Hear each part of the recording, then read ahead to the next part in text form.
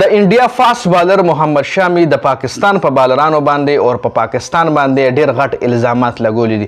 ریسنټلی تاسو له یاد شي د محمد شامي او د انضمام الحق په یو خبره باندې بحث و تکرار شوی و.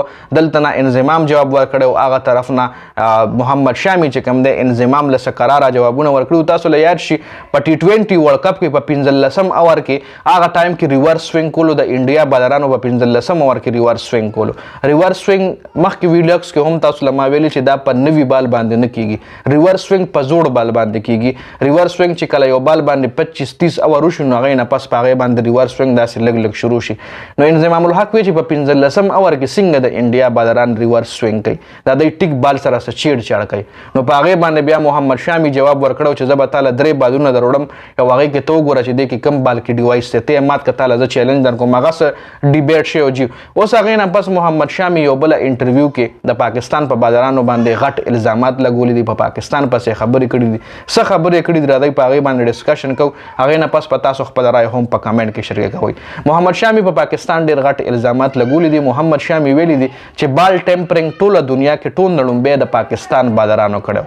تاسو له یاد شي شاهد افریدي چې په هغه بال باندې چکونه لګول رانا نوید الحسن کومر ګل بالینګ کولو. هغه ټایم شاهد افریدي په بال چکونه لګول خپل ځان د سو میچونو نه وښکو په هغه وجه باندې.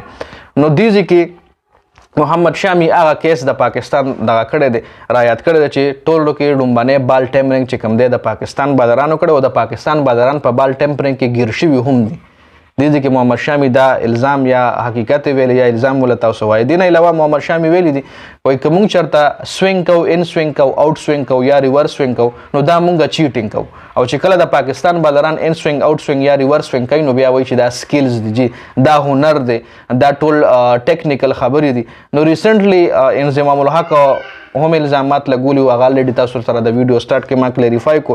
نو د انضمام الحق په خبرو باندې محمد شامي یو ځل بیا په یو بل پودکاسټ کې یو بل انټرویو کې د پاکستان بالرانو حواله سره خبره کړې ده. په انټرویو کې د سوینګ خبره شو نو محمد شامي په خندا چې په موږ باندې خاصه هم الزامات لګي چې موږ بال سره چیړ چاړ کو او چې څوک را باندې الزامات لګي نو د هغه ملک بالران چې کوم دي خپل په بال سره په چیړ چاړ ګیر شوي هم دي. ټول نړومبه په دنیا کې بال سره چیړ چاړ هم دغه ملک بالران څوک ټارګټ ملک څوک یادولم پاکستان یادولو جی.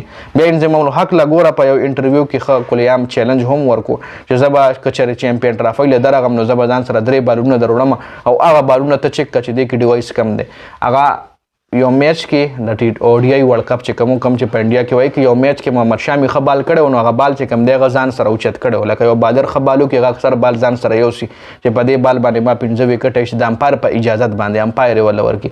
نو هغه بالونه کې دی چې محمد شامي سره پراتی او محمد شامي بیا وروړي انضمام له چې والا دی کې ډیوایس وګوره تا په موږ د ډیوایس الزامات لګول اوس دی کې ډیوایس چک کچ دی کې ډیوایس شته دی کنه. نو دا اپډیټس د حواله سره تاسو سره لري په کمنټ کې را سره شریک کړئ. د ویډیو کتلو زیاته مننه. والسلام.